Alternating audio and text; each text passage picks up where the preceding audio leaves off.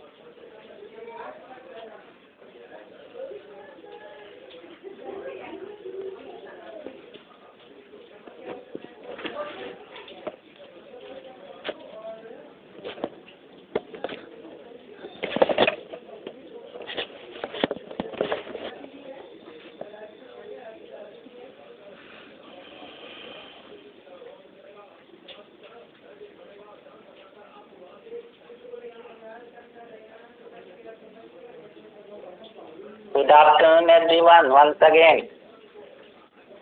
Good afternoon, sir. Sir. Good afternoon. Good afternoon sir. Afternoon sir. हम लोग पिछले class में ठीक है, म्यूट कर लीजिए आप लोग। हम लोग पिछले क्लास में सेक्शन 37 और 38 पढ़े। 37 में हम लोगों ने पढ़ा कि पक्षकारों के ऊपर ऑब्लिगेशन क्या है। तो ऑब्लिगेशन ये है कि संविदा के अंतर्गत उत्पन्न होने वाले दायित्वों का पालन पक्षकारों को करना होगा, या तो पालन करना होगा, करने की प्रस्थापना करनी हो, आइदर परफॉर्म द कॉन्ट्रैक्ट और offer to perform the contract. ये दो चीज हम लोग समझ रहे थे। तो किसी को कोई दिक्कत है उसके बारे में? सेक्शन 37 में किसी को कोई प्रॉब्लम है? No sir. हाँ जी नहीं। नहीं। और 38 में हम लोग पढ़े कि ऑफर ऑफ परफॉर्मेंस या टेंडर ऑफ परफॉर्मेंस क्या होता है। टेंडर ऑफ परफॉर्मेंस भी परफॉर्मेंस के समान ही होता है, और यदि प्रॉमिसर के टेंडर ऑफ परफॉर्मेंस को एक्सेप्ट नहीं करता है तो उस परिस्थिति में प्रॉमिसर अपने लायबिलिटी से डिस्चार्ज हो जाता है और उसे लॉ के अंतर्गत रिबेटी प्राप्त करने का राइट भी मिल जाता है। ये सेक्शन 38 में लिखा हुआ है, लेकिन 38 में इन कंडीशन भी दिए हुए हैं कि ऐसा ऑफर ऑफ परफॉर्मेंस या टेंडर ऑफ परफॉर्मेंस अनकंडीशनल होना चाहिए।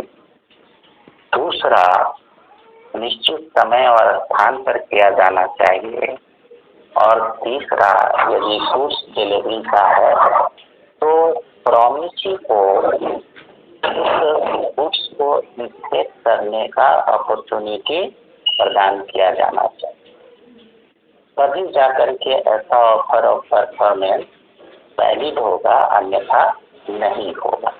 तो हम लोग यहाँ तक पढ़ चुके हैं और मेरे ख्याल में आप लोगों को समझ में भी आ गया होगा। इन्हीं को भी कोई दिक्कत हो हमसे आप डायरेक्ट कांटेक्ट कर सकते हैं, ठीक है। आज हम पढ़ाने जा रहे हैं कि परफॉर्मेंस किसके द्वारा किया जाना आवश्यक है, by whom contract must be perform. उसके बाद हम पढ़ाएंगे आप लोगों को ज्वाइंट प्रॉमिसर होने पर उस ज्वाइंट प्रॉमिस का पालन कैसे किया जाएगा, परफॉर्मेंस कैसे किया जाएगा। संविदा का पालन किसके द्वारा किया जाना चाहिए, इसके संबंध में सेक्शन 40 में प्रावधान दिया गया है। और सेक्शन 40 कहता है, if it appear from the nature of the case that if it appear from the nature of the case that it was the intention of the parties to any contract that any promise contained in it should be performed by the promiser himself। तो कहता है कि यदि संविदा के nature से यह पता चलता है कि उसका पालन प्रॉमिसर के द्वारा ही किया जाना चाहिए, उस परिस्थिति में वैसे कॉन्ट्रैक्ट का परफॉर्मेंस प्रॉमिसर के द्वारा ही किया जाएगा, किसी अन्य के द्वारा नहीं। और उसके पश्चात लिखा हुआ है इसमें,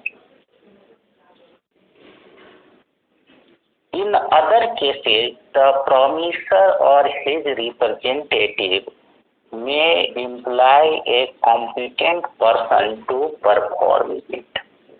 तो सेक्शन 40 में दो बातें लिखी हुई है। एक तो ये लिखा हुआ है कि यदि कॉन्ट्रैक्ट का नेचर इस प्रकार का है कि उसका पालन प्रोमिसर के द्वारा ही किया जाना चाहिए, उस परिस्थिति में प्रोमिसर के अलावा कोई अन्य व्यक्ति उस संविदा का पालन नहीं कर सकता है। केवल और केवल प्रोमिसर ही उसका परफॉर्मेंस करेगा।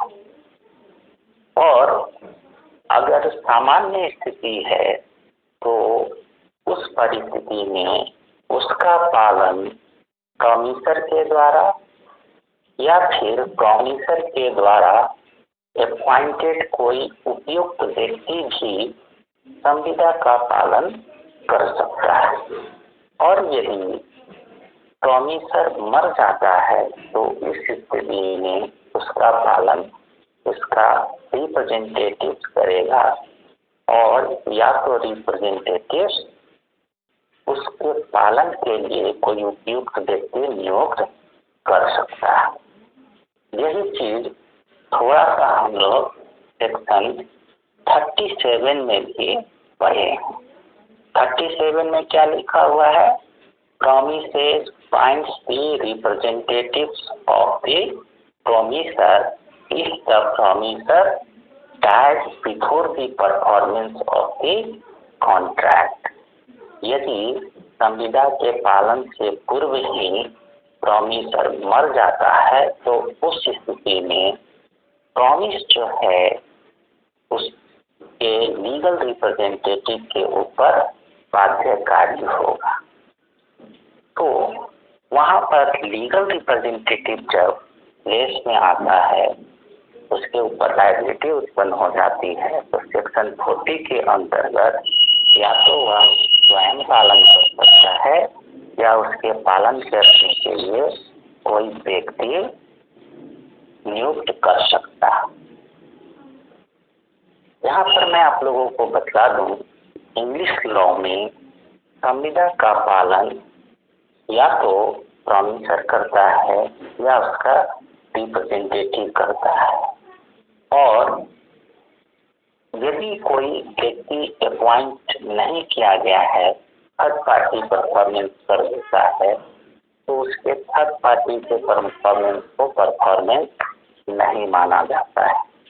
लेकिन सेक्शन 41 जब हम लोग पढ़ेंगे तो उसमें लिखता है कि यदि कोई थर्ड पार्टी संविदा का परफॉर्मेंस कर देता है, उस परिस्थिति में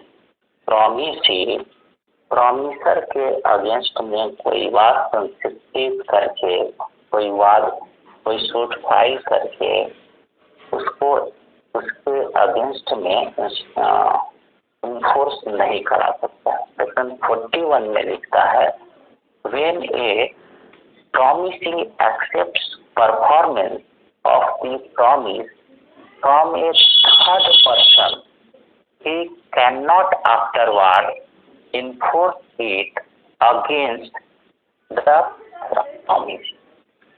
promiser। ठीक है, तो सेक्शन 41 जब हम लोग पढ़ेंगे तो उसके पता थर्ड पार्टी की परफॉर्मेंस कर देता है।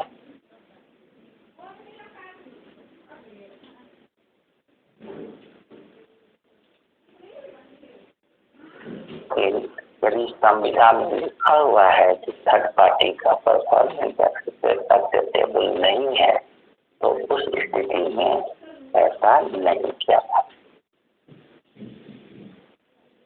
अब मैं आपको एक उदाहरण से बताता हूँ सेक्शन 40 को। सेक्शन 40 का फर्स्ट पारा जो कहता है कि यदि संविदा का नेचर इस प्रकार का है कि उसका पालन सिर्फ और सिर्फ प्रोमिसर ही करेगा, हम जब सेक्शन 37 पढ़ा रहे थे आप लोगों को, तो उस समय भी बताए थे कि ऐसा कॉन्ट्रैक्ट जिसमें किसी का पर्सनल स्किल इन्वॉल्व हो, पर्सनल नॉलेज इन्वॉल्व हो, तो उस परिस्थिति में उस कॉन्ट्रैक्ट का परफॉर्मेंस सिर्फ और सिर्फ प्रॉमिसर के द्वारा किया जाएगा।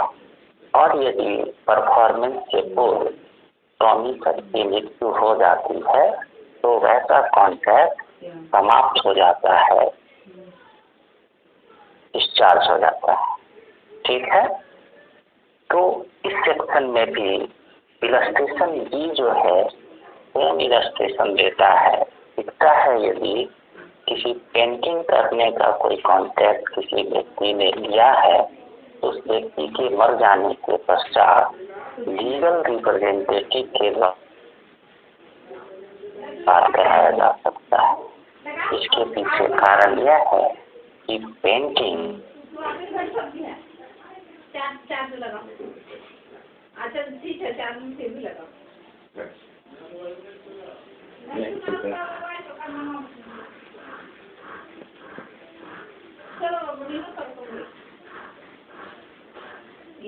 ये देख रहा है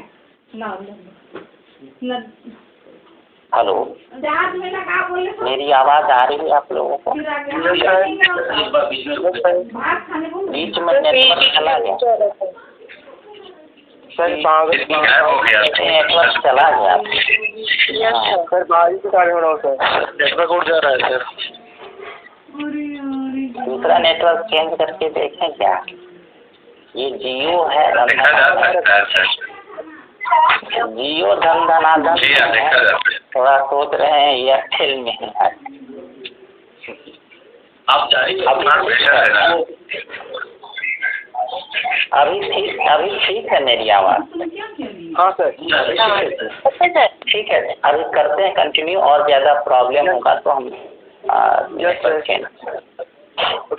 तो हमने आपको बतलाया कि सेक्शन 40 में भी लिखा हुआ है, उसका इलस्ट्रेशन भी बतलाता है कि पेंटिंग करना एक पर्सनल स्किल होता है और उसके कॉन्ट्रैक्ट में प्रॉमिसर ही उसका पालन करेगा, उसका लीगल रिप्रेजेंटेटिव नहीं करे।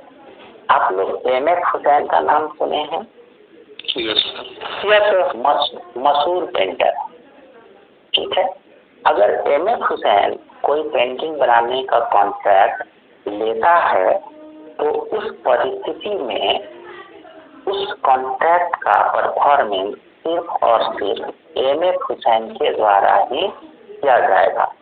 भले ही उसका बेटा अगर कोई हो और वह भी पेंटिंग करता है तो भी वह एम.एफ. हुसैन के द्वारा किया गया कॉन्ट्रैक्ट का पालन नहीं करेगा, परफॉर्मेंस नहीं करेगा। क्यों? क्योंकि एम.एफ. हुसैन का बनाया हुआ पेंटिंग उसके अपने स्किल पर निर्भर करता है, उसके अनुसार ही वह फेमस हुआ है। उसका बेटा का स्किल और पिता के स्किल में अंतर आ जा सकता है। इसलिए जिस कॉन्ट्रैक्ट में भी पर्सनल स्किल और नॉलेज का इन्वॉल्वमेंट हो, वहाँ पर कॉन्ट्रैक्ट का पालन सिर्फ और सिर्फ प्रॉमिसर के द्वारा किया जाएगा। वही जिस कॉन्ट्रैक्ट में पर्सनल स्किल और नॉलेज इन्वॉल्व नहीं है, वहाँ पर उस प्रॉमिसर के मृत्यु के पश्चात उसका लीगल रिप्रेजेंटेटिव उस कॉन्ट्रैक्ट का पालन करेगा। और ऐसी परिस्थिति में सेक्शन 40 के अनुसार वह लीगल रिप्रेजेंटेटिव भी कॉन्ट्रैक्ट का परफॉर्मेंस करने के लिए कॉम्पिटेंट पर्सन अपॉइंट कर सकता है। ठीक है, तो इस सेक्शन के माध्यम से हम लोग समझते हैं कि किसी संविदा का परफॉर्मेंस या तो प्रॉमिसर के द्वारा किया जाएगा या उसके द्वारा अपॉइंट किया हुआ कोई कॉम्पिटेंट पर्सन के द्वारा किया जाएगा। और यदि प्रॉमिसर मर जाता है तो उस परिस्थिति में उसका लीगल रिप्रेजेंटेटिव कॉन्ट्रैक्ट का परफॉर्मेंस करेगा और उसका लीगल रिप्रेजेंटेटिव के पास भी यह अधिकार होगा कि वह उस कॉन्ट्रैक्ट का पालन करने के लिए कोई कॉम्पिटेंट व्यक्ति अपॉइंट कर सके। तो सेक्शन 40 समझने में आपको कोई प्रॉब्लम नहीं होना चाहिए। कोई दिक्कत है? No sir. सर एक बार प्लीज दोबारा से समझा दीजिए ना। सेक्शन 40 में कहता है कि यदि कॉन्ट्रैक्ट का नेचर इस प्रकार का है कि उसका पालन सिर्फ और सिर्फ प्रॉमिसर के द्वारा ही किया जाना चाहिए, उस परिस्थिति में उसका पालन सिर्फ और सिर्फ प्रॉमिसर ही करेगा। उस परिस्थिति में प्रॉमिसर ना तो कोई कॉम्पिटेंट पर्सन ऑथराइज कर सकता है, अपॉइंट कर सकता है, और न ही उसका लीगल रिप्रेजेंटेटिव उसकी मृत्यु के पश्चात उस कॉन्ट्रैक्ट का पालन करेगा। लेकिन जहाँ पर कोई स्किल और नॉलेज इन्वॉल्व नहीं है इस कॉन्ट्रैक्ट में, उसका पालन करने के लिए प्रॉमिसर कोई कॉम्पिटेंट पर्सन को अपॉइंट कर सकता है, या फिर संदीप कुमार निको अपना माइक ऑफ कर लीजिएगा। तो जहाँ पर पर्सनल स्किल और नॉलेज इन्वॉल्व नहीं है, वहाँ पर कॉन्ट्रैक्ट का परफॉर्मेंस करने के लिए प्रॉमिसर खुद न करके बल्कि कोई कॉम्पिटेंट पर्सन अपॉइंट कर सकता है। और यदि प्रॉमिसर की मृत्यु हो जाती है परफॉर्मेंस से पहले, तो उसका परफॉर्मेंस उसका लीगल रिप्रेजेंटेटिव करेगा, और रिप्रेजेंटेटिव के पास भी यह अधिकार होगा कि वैसे कॉन्ट्रैक्ट का पालन करने के लिए कोई कॉम्पिटेंट पर्सन अपॉइंट कर सके। सेक्शन 40 और 37 में थोड़ा सा डिफरेंस ये है, वहाँ पर लिखता है कि दोनों पक्षकार जो हैं अपने अपने दायित्व का पालन करने के लिए बाध्य हैं, जबकि और उसमें लिखा कि प्रॉमिसर के मृत्यु के पश्चात उसका रिप्रेजेंटेटिव भी बाध्य है कॉन्ट्रैक्ट का परफॉर्मेंस करने के लिए। सेक्शन 40 में जो लिखा हुआ है उसमें लिखा हुआ है कि प्रॉमिसर और रिप्रेजेंटेटिव तो बाध्य है ही, लेकिन जहाँ पर किसी तरह का स्किल और नॉलेज इन्वॉल्व नहीं है कॉन्ट्रैक्ट में, वहाँ पर प्रॉमिसर या लीगल रिप्रेजेंटेटिव कोई अन्य व्यक्ति को भी नियुक्त कर सकता है संविदा का पालन करने के लिए, और ऐसा परफॉर्मेंस वैलिड परफॉर्मेंस माना जाएगा। ठीक है?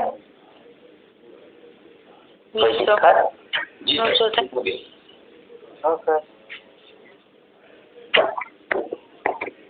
सेक्शन 41 में जो हमने आपको बताया, when a promisee accepts performance of the promise from a third person, he cannot afterwards enforce it against the promiser।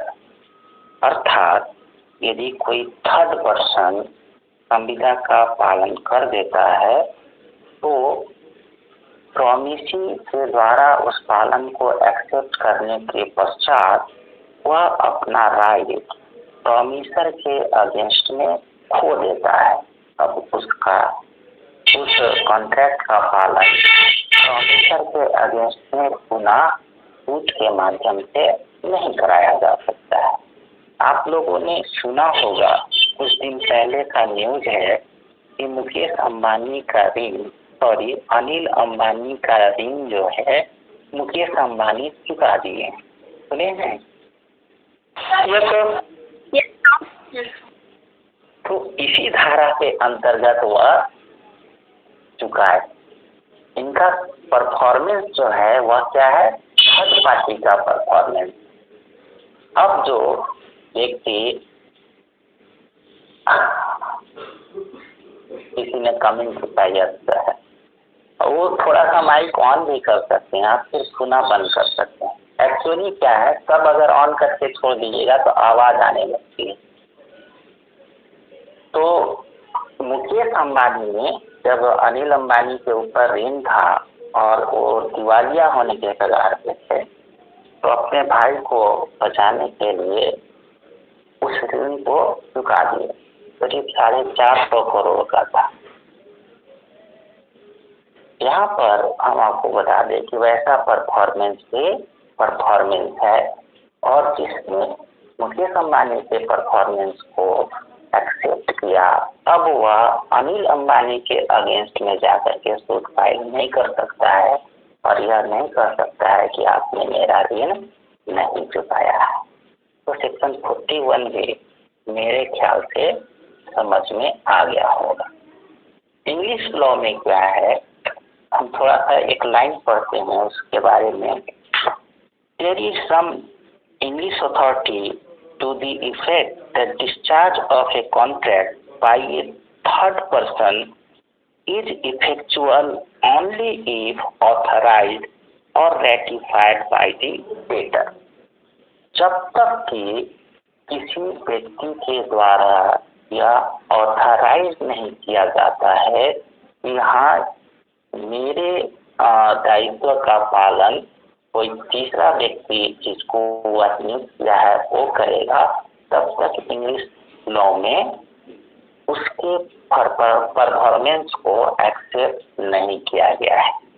और उस परिस्थिति में प्रॉमिसर अपना लायबिलिटी से मुक्त नहीं होता है और प्रॉमिसी उसके अगेंस्ट में सूट फाइल करके पुनः उससे कॉन्ट्रैक्ट का पालन करने के लिए कह सकता है।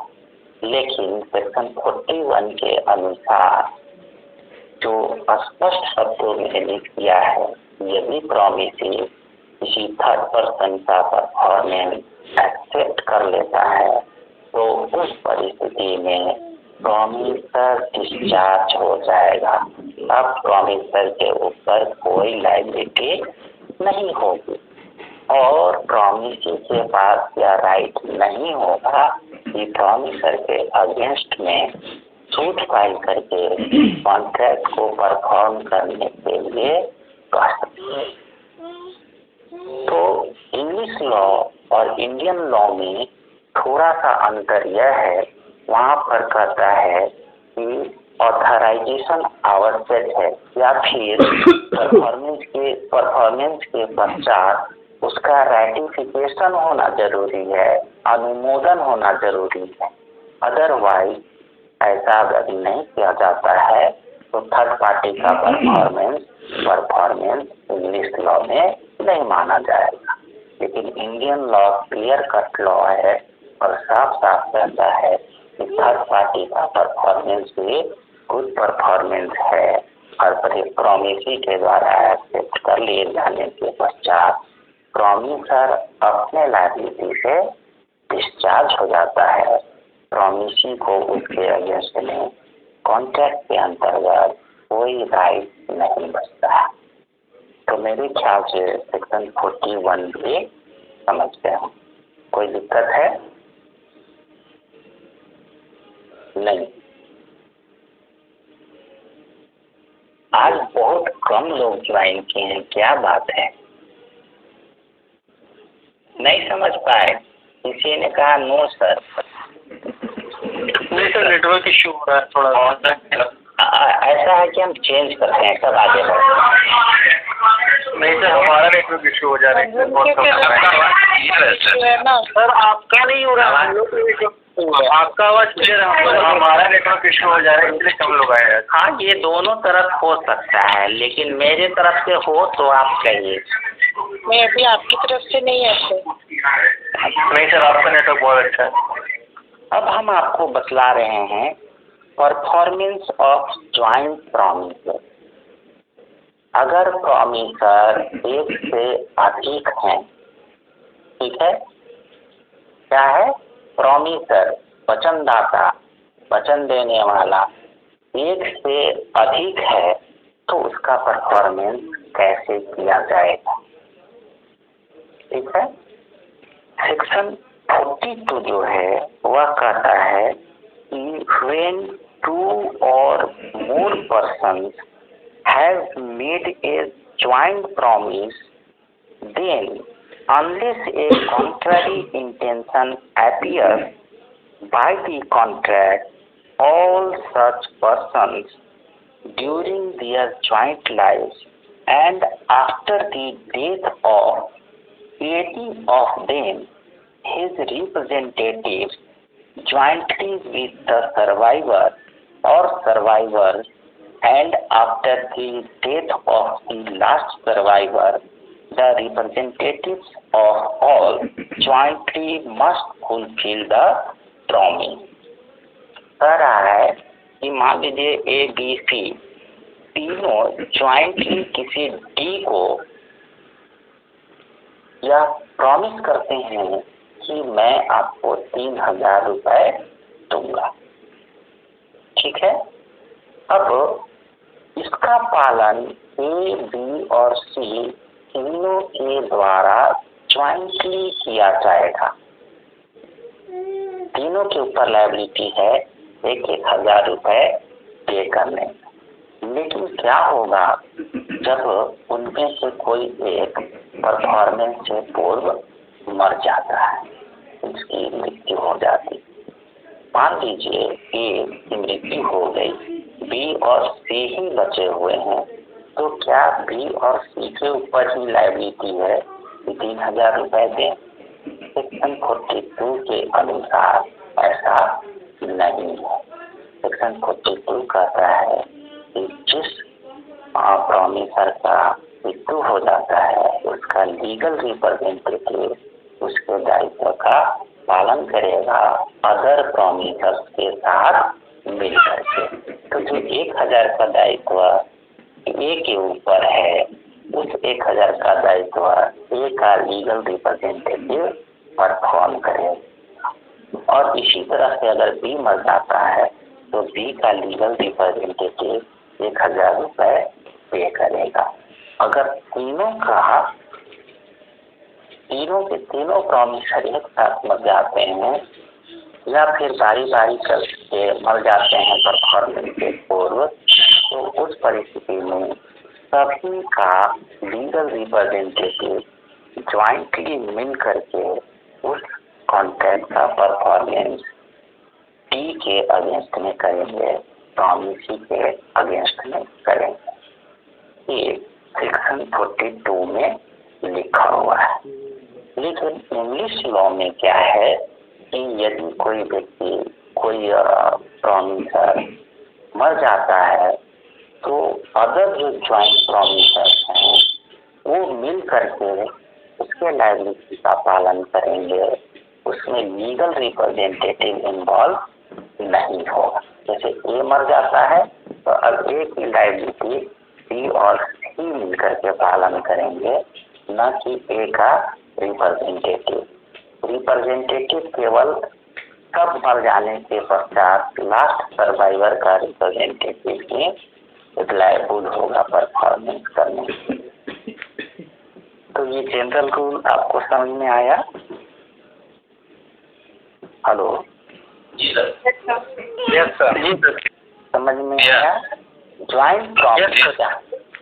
ज्वाइंट प्रॉमिस, हाँ, ज्वाइंट प्रॉमिस जहाँ भी है वहाँ पर जितने भी प्रॉमिसर्स होंगे सभी मिल करके उसका परफॉर्मेंस प्रॉमिसी के अगेंस्ट में करेंगे।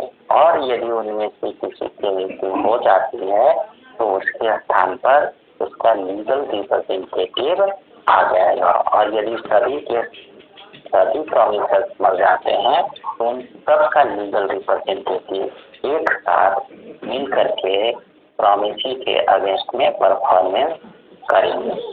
लेकिन इंग्लिश लॉ में क्या है? इंग्लिश लॉ में है कि एक प्रॉमिसर मर गया तो बाकी बचे हुए प्रॉमिसर उस प्रॉमिसर के लायबिलिटी का परफॉर्मेंस करेंगे। उसमें लीगल रिप्रेजेंटेटिव नहीं रहता है। ठीक है, थोड़ा सा हम आपको पार्टनरशिप में ले आते हैं। पार्टनरशिप फर्म में क्या होता है, आप लोग तो पढ़े हैं पार्टनरशिप है। अगर कोई पार्टनर मर जाता है तो क्या होता है? सर उसका लायबिलिटी जो रिमेनिंग पार्टनर है वो लोग फॉलो करता है। उसका लायबिलिटी कौन फॉलो करता है? रिमेनिंग पार्टनर जो है, रिमेनिंग पार्टनर।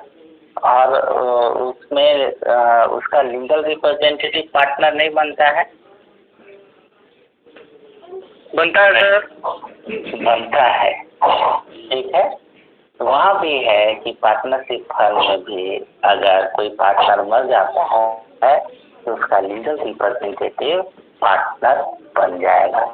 लेकिन यदि लीगल रिप्रेजेंटेटिव माइनर है तो लायबिलिटी में थोड़ा सा रिलैक्सेशन।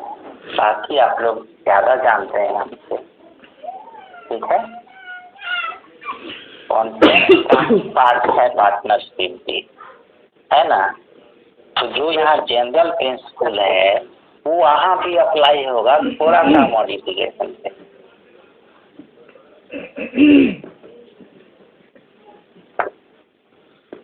अब हम आपको बताते हैं कि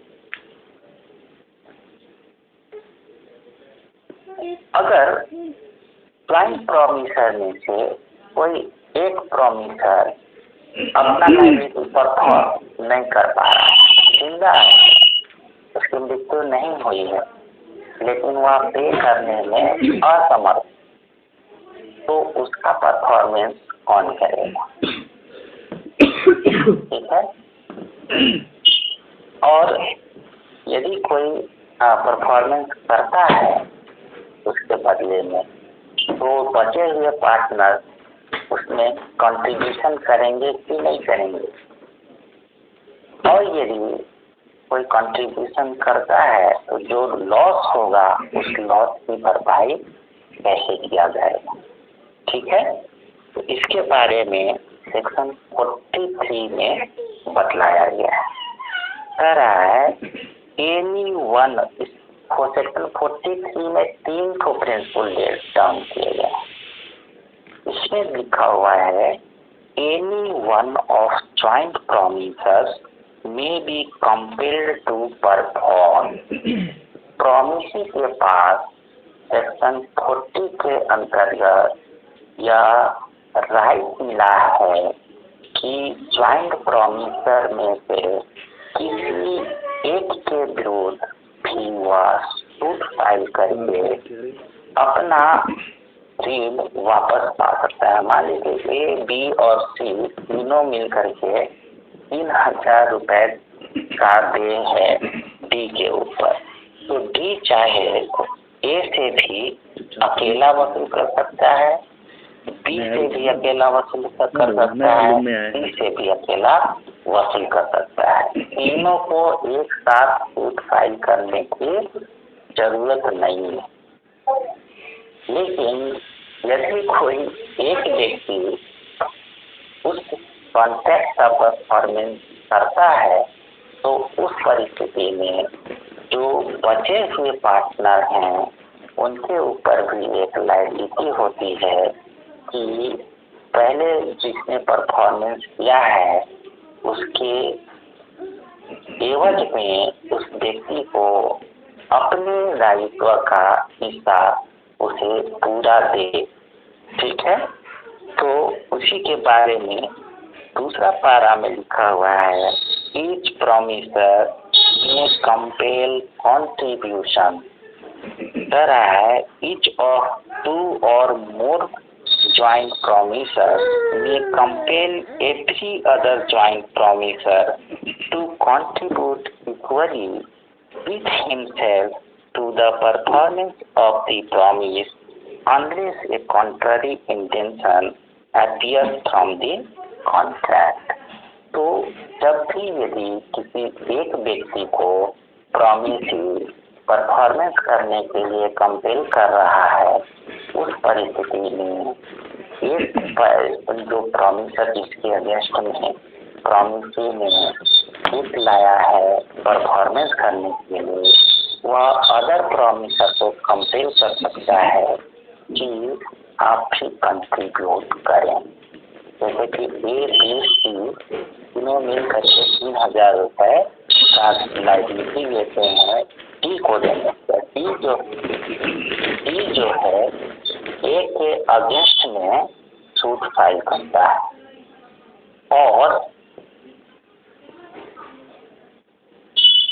और ए जो है वह चाहेगा तो बी और सी दोनों को कंपेल कर सकता है कि अपना अपना 1000 का दायित्व पूरा करे उसके परफॉर्मेंस करने में। किसी को कोई प्रॉब्लम है?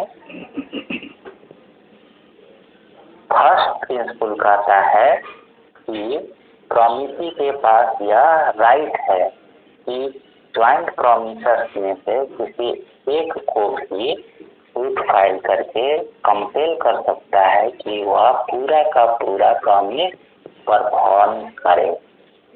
लेकिन पारा 2 जब कहता है कि यदि वैसा किया जाता है तो वह प्रॉमिसर अन्य प्रॉमिसर्स को भी यह कह सकता है कि उसके परफॉर्मेंस कंट्रीब्यूशन करे। इसको प्रिंसिपल ऑफ कंट्रीब्यूशन। इसका जो थर्ड पारा है वह इम्पोर्टेंट है, sharing of loss by default in contribution. अब मान लीजिए ए, बी और सी को 1000 रुपये पे करना है। ये कहता है कि मेरे पास पे करने के लिए कोई पैसा नहीं, वो अपने आप को दिवालिया घोषित कर लेता है। उस स्थिति में पूरा का पूरा परफॉर्मेंस बी और सी के द्वारा किया जाएगा। अब कोई बताइए, कोई व्यक्ति दिवालिया हो जाता है तो उसका ऋण का क्या होता है? कोई बताएंगे? सर उनके प्रॉपर्टी के द्वारा किया जाता है। हाँ, उनके इमूवेबल प्रॉपर्टी को लायबल ठहराया जाता है। अब मान लीजिए कि ये जो है डिफॉल्ट कर गया, वह नहीं पे कर सकता है, तो 1000 रुपये उसके प्रॉपर्टी से वसूल किया जाए, उसके प्रॉपर्टी को सेल किया जाए। और जब उसके प्रॉपर्टी को सेल किया जाता है तो 1000 रुपये नहीं मिलता है, बल्कि 500 रुपये ही प्राप्त होता है। फिर भी 500 रुपये की लायबिलिटी रह जाती है। उस परिस्थिति में वह 500 रुपये इक्वली बी और सी में डिस्ट्रीब्यूट हो जाएगा और वो दोनों मिल करके उसका पालन करेंगे। तो ए को कितना देना पड़ेगा? 1250, सॉरी, बी को 1250 और सी को 1250 देना पड़ेगा और 250 रुपये का दोनों को लॉस करना पड़ेगा। तो यही चीज कहता है कि जहाँ पर एक पक्षकार, एक प्रॉमिसर जो डिफॉल्ट कर जाता है तो उसके प्रॉपर्टी से आने वाले इनकम के पश्चात जो शेष ऋण बच जाता है, एक डेट बच जाता है, उसका इक्वली शेयर बचे हुए प्रॉमिसर करेंगे। तो मेरे ख्याल से तीनों प्रिंसिपल का आप लोग सेक्शन 43 वाला समझ गए होंगे। पहला में प्रॉमिसी को, वचन ग्रहीता को यह राइट दिया गया है कि ज्वाइंट प्रॉमिस में से किसी भी एक प्रॉमिसर को होल कॉन्ट्रैक्ट का परफॉर्मेंस करने के लिए लायबल ठहराया जा सकता है, उसके अगेंस्ट में सूट फाइल करके इन्फोर्स कराया जा सकता है। दूसरा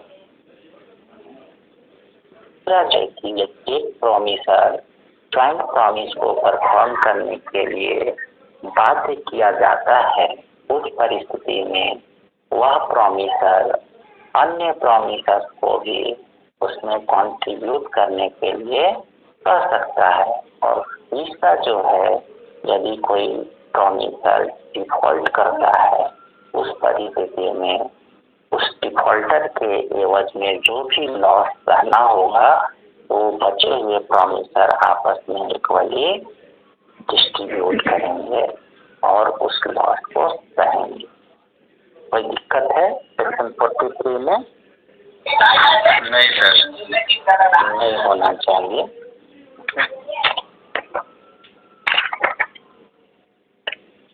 सेक्शन 44 कहता है effect of release of one joint promiser. मान लीजिए बी और सी तीन ज्वाइंटली प्रॉमिस करते हैं डी को।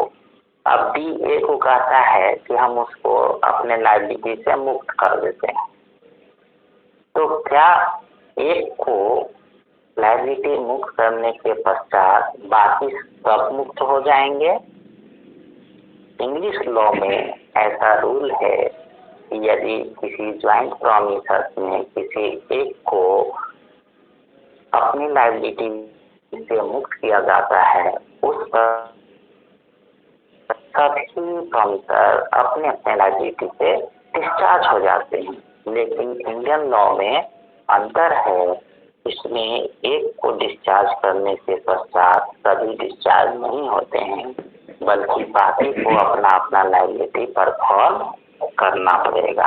सेक्शन 44 कहता है where two or more persons have made a joint promise, a release of one of such joint promisers by the promisee does not discharge the other joint promiser or joint promiser, neither does it free the joint promiser so released from responsibility to the other joint promiser or joint promiser।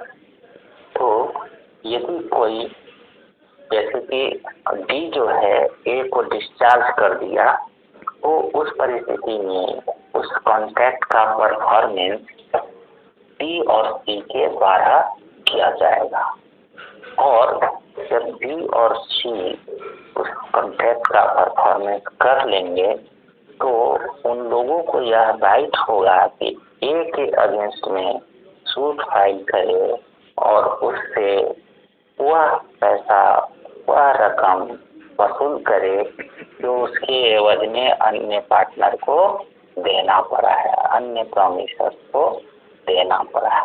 तो यही कहता है कि भले ही promise discharge कर देता है, लेकिन जो और ज्वाइंट प्रॉमिसर्स हैं वो उसको डिस्चार्ज नहीं किए हैं और उसके अगेंस्ट में रिलीज्ड प्रॉमिसर को रिस्पॉन्सिबिलिटी लेनी पड़ेगी। ये सेक्शन 44 में लिखा हुआ है।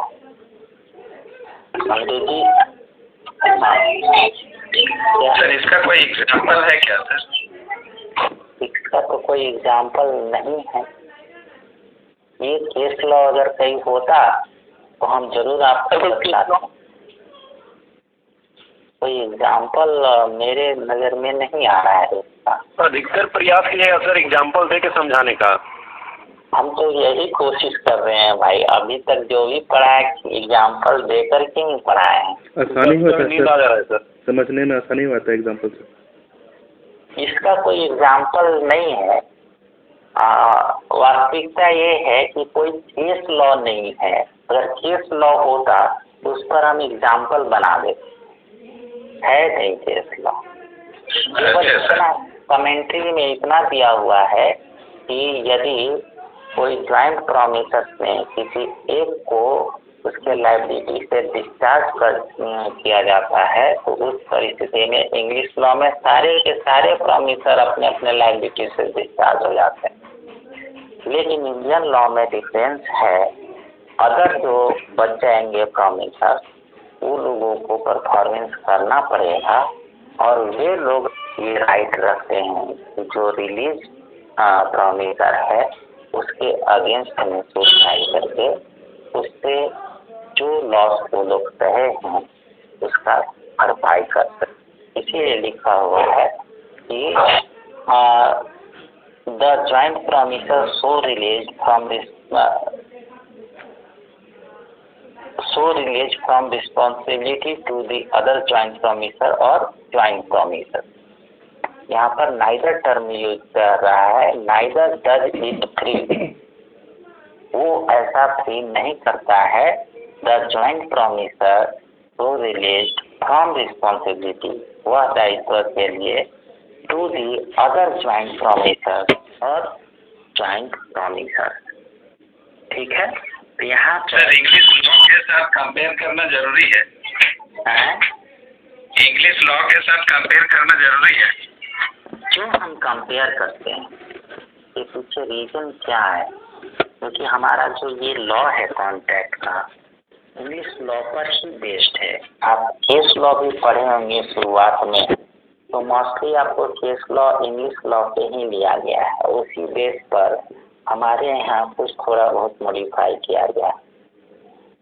जब आप पढ़ रहे थे प्रिविटी ऑफ कॉन्ट्रैक्ट, तो कहाँ का केस पढ़ रहे थे? इंग्लिश लॉ का केस है, Dutton versus Tweddle versus Atkinson, Dunlop pneumatic tyre and company, ये सब केस कहाँ का है? सब इंग्लिश लॉ का है।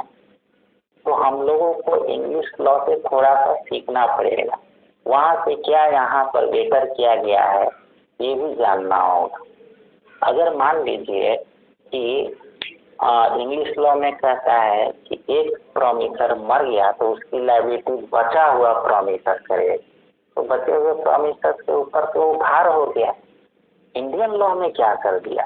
इंडियन लॉ में कर दिया कि यदि कोई प्रॉमिसर मर जाता है ज्वाइंट प्रॉमिसर में से, तो उसका लीगल रिप्रेजेंटेटिव जो है उस अदर बचे हुए प्रॉमिसर्स के साथ मिलकर परफॉर्मेंस करेगा। तो वहाँ अदर प्रॉमिसर्स को लायबिलिटी से मुक्त कर दिया गया। तो इंग्लिश लॉ से हमारे यहाँ का लॉ बेटर हो गया, इसलिए हम लोग कंपैरिजन करके पढ़ते हैं। और कोई दिक्कत? जी थैंक यू सर। हाँ, तो 44 के अनुसार कह रहा है कि भले ही क्रेडिटर जो है, प्रॉमिसी जो है, एक प्रॉमिसर को उसके लायबिलिटी से मुक्त कर देता है, तो उस परिस्थिति में बचा हुआ प्रॉमिसर जो है कॉन्ट्रैक्ट का परफॉर्मेंस करेगा और बचे हुए प्रॉमिसर्स को यह राइट होगा कि उस प्रॉमिसर से जिसको रिलीज कर दिया गया है उसके एवज में कंपनसेशन प्राप्त करें। और उस स्थिति में जो रिलीज्ड प्रॉमिसर है वह अपने रिस्पॉन्सिबिलिटी से फ्री नहीं होता है, नाइदर डज इट फ्री लिख रहा है। ठीक है, अब हमारा एक और सेक्शन बचता है, वह है सेक्शन 45। सेक्शन 45 सेक्शन 42 का जस्ट उल्टा है। सेक्शन 45 में यह बतलाया गया है कि क्या होगा जब प्रॉमिसर एक हो और प्रॉमिसी एक से अधिक। प्रॉमिसर मान लीजिए ए है और प्रॉमिसी जो है बी सी डी, उस परिस्थिति में क्या होगा? तो यहाँ कहता है कि इस प्रकार से प्रॉमिसर में लीगल रिप्रेजेंटेटिव आ जाता है, उसी प्रकार से प्रॉमिसी में भी लीगल रिप्रेजेंटेटिव आ जाएगा। अगर ये प्रॉमिसी में से कोई एक्सपायर कर जाता है, मर जाता है, तो उस परिस्थिति में उसका लीगल रिप्रेजेंटेटिव के साथ प्रॉमिसर परफॉर्मेंस करेगा और उसका लीगल रिप्रेजेंटेटिव परफॉर्मेंस को एक्सेप्ट करने के लिए बाध्य है। उसी प्रकार से दूसरा प्रॉमिसर भी अगर मर जाता है तो उस परिस्थिति। हाँ, एक ने पूछा कि लीगल रिप्रेजेंटेटिव कौन होगा? लीगल रिप्रेजेंटेटिव वह होता है जो उस व्यक्ति का संपत्ति प्राप्त करता है। या फिर हम लीगल रिप्रेजेंटेटिव क्यों वर्ड यूज कर रहे हैं? सेक्शन 40 में क्या पढ़े हम लोग? सेक्शन 40 में पढ़े कि प्रॉमिसर जो है वह या तो खुद का परफॉर्मेंस करेगा या फिर एक कॉम्पिटेंट पर्सन को ऑथराइज कर सकता है, डिप्यूट कर सकता है, अपॉइंट कर सकता है परफॉर्मेंस करने के लिए। वह अपॉइंटेड पर्सन भी लीगल रिप्रेजेंटेटिव ही कहलाता है। या फिर यदि उसकी मृत्यु हो जाएगी तो उसका जो सक्सेसर होगा वह उसका लीगल रिप्रेजेंटेटिव। समझ में आ गया? हाँ जी सर। ठीक है। तो सेक्शन 45 में कहता है इवोल्यूशन ऑफ ज्वाइंट राइट। तो राइट किसको है? प्रॉमिसी को है कि वह प्रॉमिसर। अभी देखिए विकपाल कुमार जो है ज्वाइन कर रहे हैं लास्ट मोमेंट में। सर ये ताली बजा के स्वागत किया जाएगा। नहीं मत कुछ पूछना। सर ऐसा हो रहा है कि लाइन चली जाने की वजह से हम लोग डिस्कनेक्ट हो जाते हैं, फिर दोबारा हम लोग जो दूसरे अप्लायंस से जुड़ते हैं। अच्छा। वो मेरे साथ भी आज उपस्थिति कम है क्या? बैठ बजे सर, बैठ बजे। बारिश हो रहा है इसीलिए। नेटवर्क इशू है सर।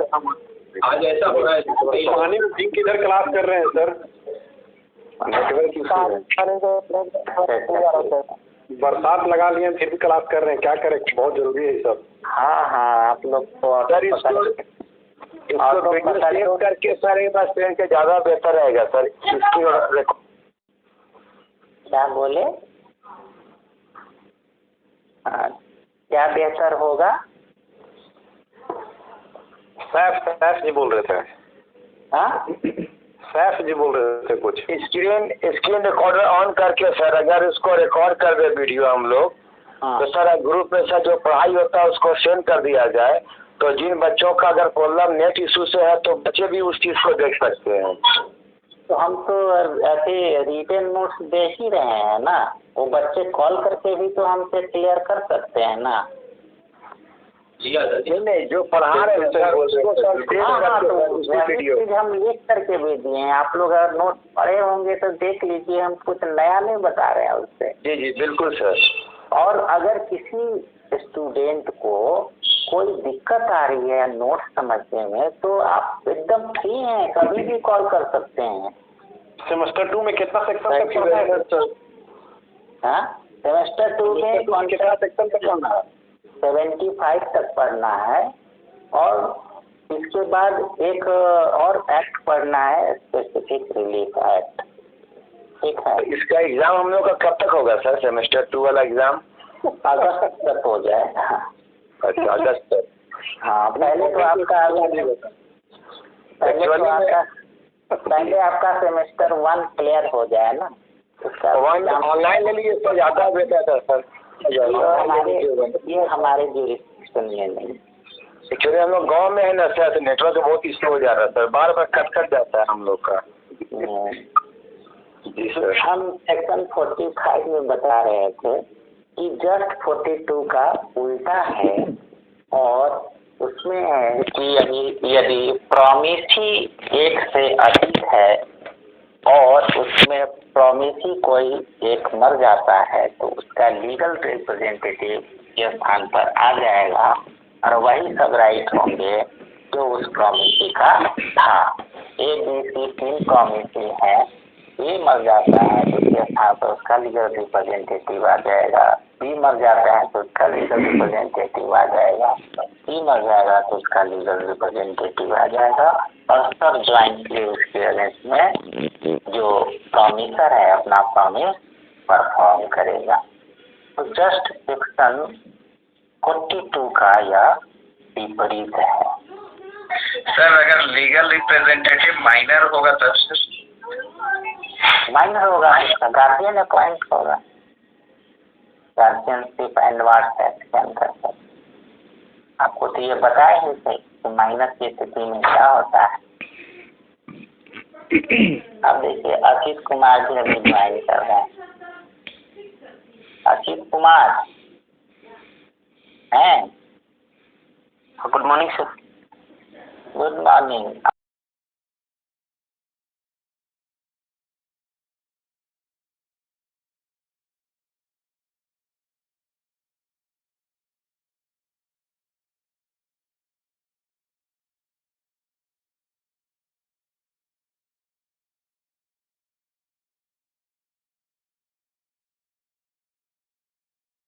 आप लोगों को आज का चैप्टर समझा दिए हैं, जो भी हम नोट्स भेजे थे, जितना भेजे थे उतना पूरा का पूरा आपको समझा दिए हैं।